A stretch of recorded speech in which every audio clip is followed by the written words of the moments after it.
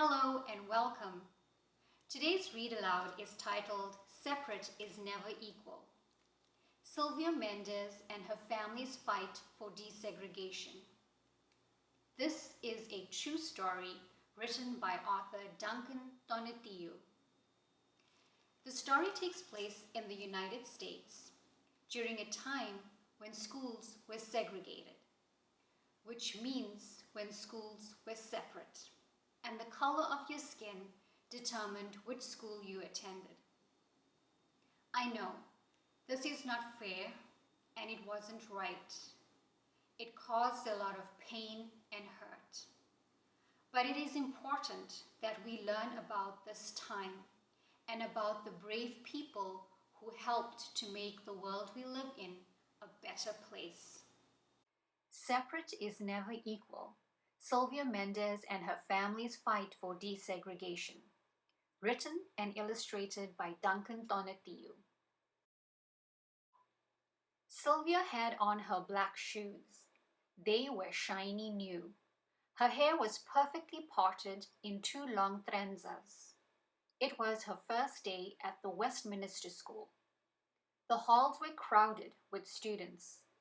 She was looking for her locker when a young white boy pointed at her and yelled, "Go back to the Mexican school. You don't belong here." For the rest of the day, Sylvia did not speak or introduce herself in her classes. She kept her head down when walking in the halls.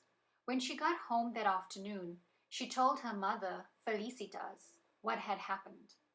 "I don't want to go to that school anymore. The kids are mean." "Sylvia," said her mother, "¿no sabes que por eso luchamos? Don't you know that is why we fought?"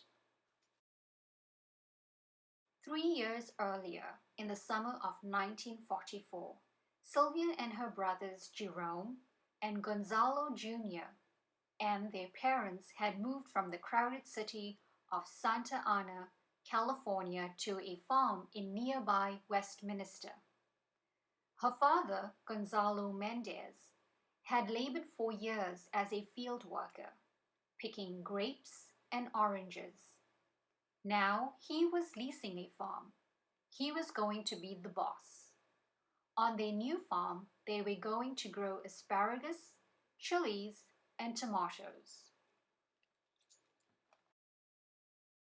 As the summer came to an end and the first day of school neared, Aunt Soledad drove Sylvia and her brothers and their cousins, Alice and Virginia, to the local public school on 17th Street so they could enroll. Sylvia was going to enter third grade. Gonzalo was going to enter second and Jerome first. What a handsome building, thought Sylvia as they pulled into the parking lot. Tall trees lined the street in front of the school.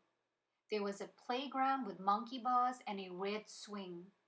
When they walked into the school, they noticed that the hallways were spacious and clean.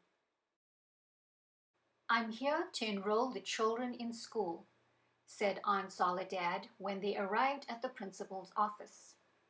The secretary gave Aunt Soledad 2 enrollment forms, one for Alice and one for Virginia, but she did not give her enrollment forms for Sylvia and her brothers. "They cannot attend the school," said the secretary. "They must go to the Mexican school." "Why do I have to go to the Mexican school?" Sylvia wondered. She was not Mexican. She was American. She spoke perfect English. Her father was from Mexico, but he had become a U.S. citizen. Her mother was from Puerto Rico, which was a U.S. territory. Aunt Soledad was upset. "But we all live in this part of town." Sylvia looked at her cousins. They had light skin and long auburn hair, and their last name was Vidauri. Their father was Mexican, but of French descent. Then she looked at her brothers and at her own hands and bare arms. She wondered, is it because we have brown skin and thick black hair And our last name is Méndez? Rules are rules, said the secretary.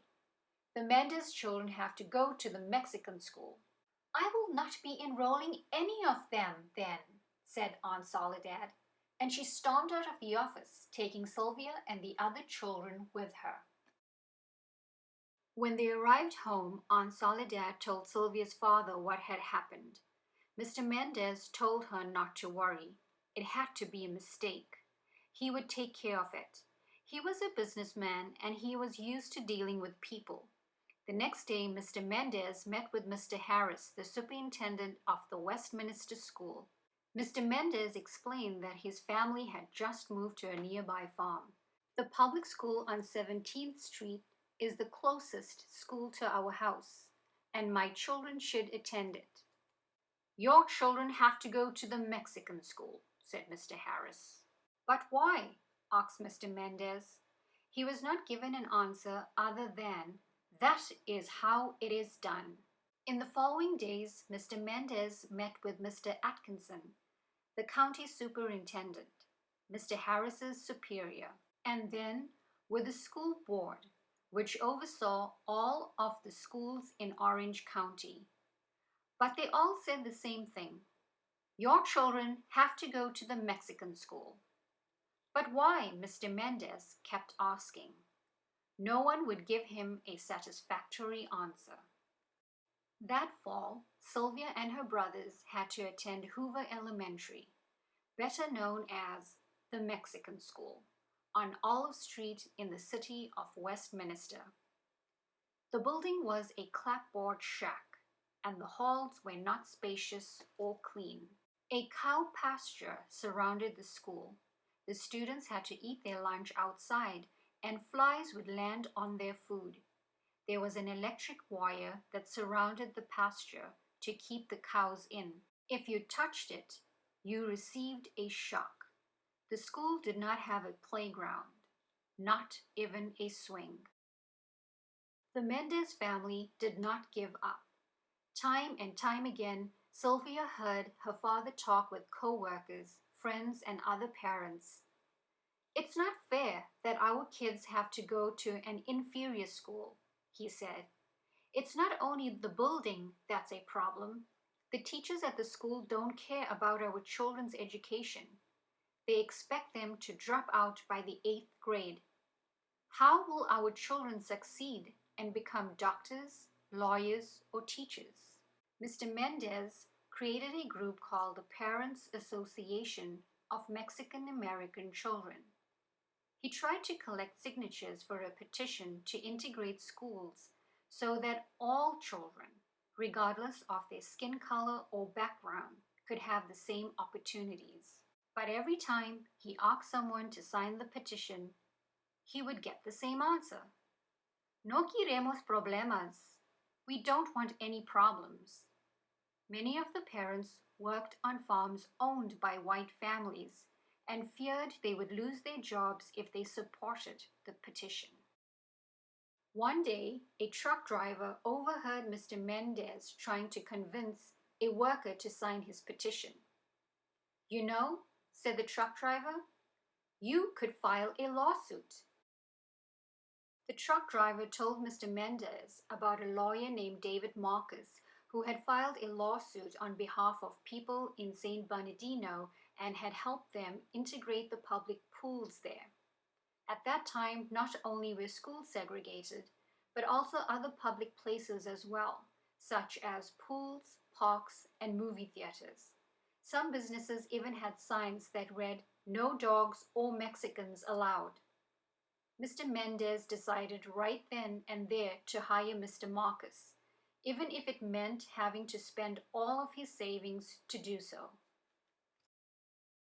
Over the next few months, Mr. Méndez and Mr. Marcus traveled all over Orange County, looking for people who had experienced similar problems. Sylvia watched her father leave early in the morning.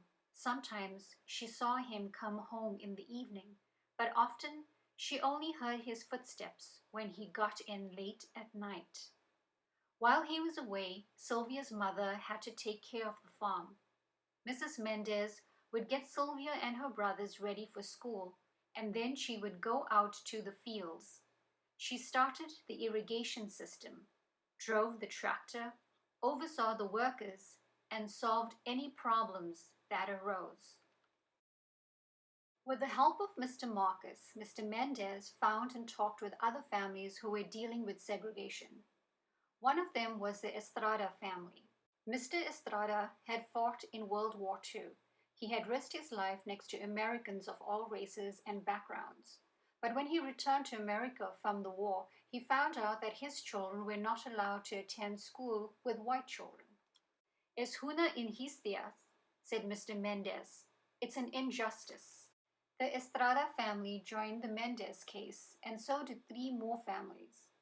The families were from the different school districts in Orange County: Westminster, where Sylvia lived, Garden Grove, El Modena, and Santa Ana.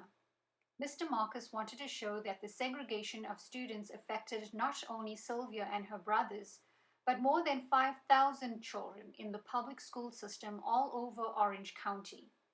On March 2, 1945, Mr. Marcus went to the courthouse and filed the lawsuit. The trial was held at a courthouse in Los Angeles. Sylvia and her family dressed in their best clothes and sat in the courtroom to listen. The hearing lasted 5 days. Each day, Mr. Marcus called to the stand parents from the different districts in Orange County and the superintendents from each district too. On the first day, Mr. Kent, the superintendent of the Garden Grove district, was questioned.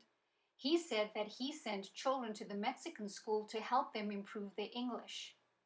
That is a lie, thought Sylvia. Her English was as good as the English of any of the children at the Westminster school. Do you give the children any tests? Asked Mr. Marcus. Mr. Kent claimed he did. We do so by talking to them. That is another lie, Sylvia wanted to yell. No one had questioned her. They rejected her from the Westminster school without asking her a thing. For what other reasons do you send children to the Mexican school? Asked Mr. Marcus. Sylvia and her family braced themselves to hear what Mr. Kent would say next. For their social behavior. They need to learn cleanliness of mind, manner, and dress. They are not learning that at home. They have problems with lice, impetigo, and tuberculosis. They have generally dirty hands, face, neck, and ears. The Méndez family and others in the room stared at Mr. Kent in disbelief. What he was saying was not true. It was degrading. How many of the 292 children at the Mexican school are inferior to whites in personal hygiene? Asked Mr. Marcus. At least 75%. And in their scholastic ability?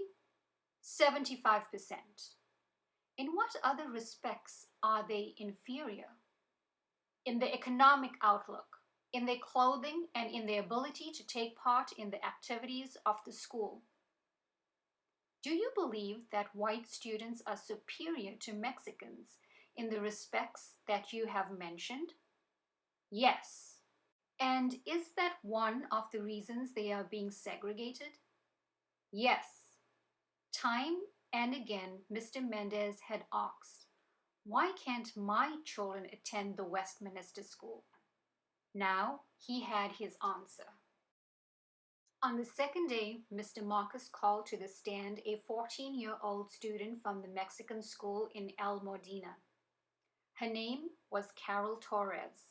She spoke perfect English. It was clear that she had not been sent to the Mexican school because she had problems speaking the language, as the defense lawyers claimed. Mr. and Mrs. Méndez were questioned on the third and fourth day, and so was Mr. Harris, the superintendent of the Westminster school. Sylvia was not called to the stand, but she was ready to testify if they asked her to. She tried looking her best every morning, and she practiced what she would answer. On the fifth and final day of the hearing, Mr. Marcus called to the stand 2 education specialists. to explain why it was bad to segregate children into different schools. Segregation tends to give an aura of inferiority. In order to have the people of the United States understand one another, it is necessary for them to live together, and the public school is the one mechanism where all the children of all the people go, said one of them. The judge nodded his head. He seemed to agree with this. Judge Paul McCormick took almost a year to give his decision, but when he did, he ruled in favor of the Méndez family. In his ruling, he said that public education must be open to all children by unified school association, regardless of lineage. This meant that everyone must be allowed to attend school, no matter what his or her race or background. The Méndez victory made newspaper headlines. Sylvia's family was ecstatic, but they did not have much time to celebrate because the school board appealed the case. That is, it asked for another trial. Sylvia and her family had to go to the state court in San Francisco to argue the case again. In the new trial, the Méndez family received support from the League of United Latin American Citizens, the National Association for the Advancement of Colored People, the Japanese American Citizens League, the American Jewish Congress, and other organizations. These groups sent letters with information relevant to the case and asked the judge to rule in favor of the Méndez family. Sylvia was amazed that people of different backgrounds and from different parts of the country who had never met her family were getting involved in the case and trying to help them. But her mother said, "Cuando la causa es justas, los demás te siguen." When you fight for justice, others will follow. On April 15, 1947, the judges in the Court of Appeals in San Francisco ruled in favor of the Méndez family again. That June, Governor Earl Warren signed the law that said that all children in California were allowed to go to school together, regardless of race, ethnicity, or language. "So, remember," said Sylvia's mother, "we fought to make sure you could attend a good school and have equal opportunities." Sylvia thought long and hard about what her mother said. The next day, she returned to the Westminster School. This time, she did not listen to any whispers. She ignored the children who pointed at her and called her names. Instead, she held her head high. Her parents had fought not only for her and her brothers, but for all their classmates. Looking around, she saw that other children were smiling at her. By the end of the day, she had made a friend. And by the end of the school year, she had made many friends of different backgrounds. She knew that her family had fought for that. The end. I hope you enjoyed this story. For me personally, it touched me because I grew up in South Africa during a time when our schools were segregated. I didn't grow up learning about Sylvia Méndez and her family. I think that it is important to seek out other people's stories. Even though they may not look like you or come from the same place as you do, you'd be surprised to learn that you have a lot in common. I also think that it is important to learn about history so that you out there and I can come together to make this world we live in even better. Thank you for joining me. Until next time, take care.